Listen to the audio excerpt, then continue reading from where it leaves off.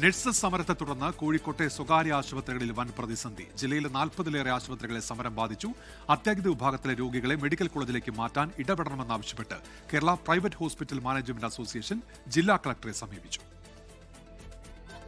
അത്യാഹിത വിഭാഗങ്ങളെ ബാധിക്കാത്ത രീതിയിലാണ് പ്രതിഷേധമെങ്കിലും വാർഡ് ഡ്യൂട്ടികളിൽ നിന്ന് നഴ്സസ് വിട്ടുനിൽക്കുന്നത് ആശുപത്രികളുടെ പ്രവർത്തനത്തെ സാരമായി ബാധിച്ചു. കോഴിക്കോട് ജില്ലയിലെ 40-ലേറെ ആശുപത്രിയുടെ പ്രവർത്തനമാകെ താളം തെറ്റി. ശസ്ത്രക്രിയകൾ, കിടത്തി ചികിത്സ തുടങ്ങിയവ തടസ്സപ്പെട്ടു. ഇതോടെ അത്യാഹിത വിഭാഗത്തിലെ രോഗികളെ മെഡിക്കൽ കോളേജിലേക്ക് മാറ്റാൻ Kerala private hospital management association കളക്ടറുടെ അനുമതി തേടി. ഇതിനിടെ സമരത്തിന് പിന്തുണ നൽകിയ കോഴിക്കോട് ബേബി മെമ്മോറിയൽ ആശുപത്രിയിലെ 2 നഴ്സസിനെ പിരിച്ചുവിട്ട നടപടിയിൽ മാറ്റമില്ലെന്ന് ആശുപത്രി MD ഡോക്ടർ KG അലക്സാണ്ടർ പറയുന്ന ശബ്ദ സന്ദേശം പുറത്തുവന്നു. UNAയുടെ നുണ അല്ലാതെ വേറെ എന്താ പറയുന്നതെന്ന് അറിയത്തില്ല. കാരണം ഇവിടെ അങ്ങനെ ഒരു ചർച്ച വിളിച്ചിട്ടില്ല. 2 നേഴ്സുമാരെ, സീനിയർ നേഴ്സുമാരുണ്ടായിരുന്ന 2 പേരെയും കോമ്പൻസേഷൻ കൊടുത്തതിനെ പിരിച്ചുവിട്ടു.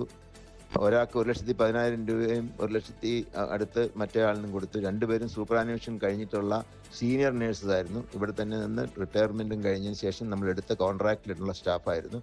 അവരെ പിരിച്ചുവിടുന്നതിന് യാതൊരു പ്രശ്നവും ഉണ്ടായിട്ടില്ല. ആവശ്യങ്ങൾ അംഗീകരിക്കും വരെ സമരം തുടരുമെന്നാണ് നഴ്സസിന്റെ നിലപാട്. കോഴിക്കോട് കളക്ടറേറ്റിന് മുമ്പിൽ നഴ്സസ് ധർണ തുടരുകയാണ്. അതേസമയം സർക്കാർ ആശുപത്രികളിലെ OP സമയം ദീർഘിപ്പിക്കാനുള്ള നീക്കത്തിലാണ് സർക്കാർ.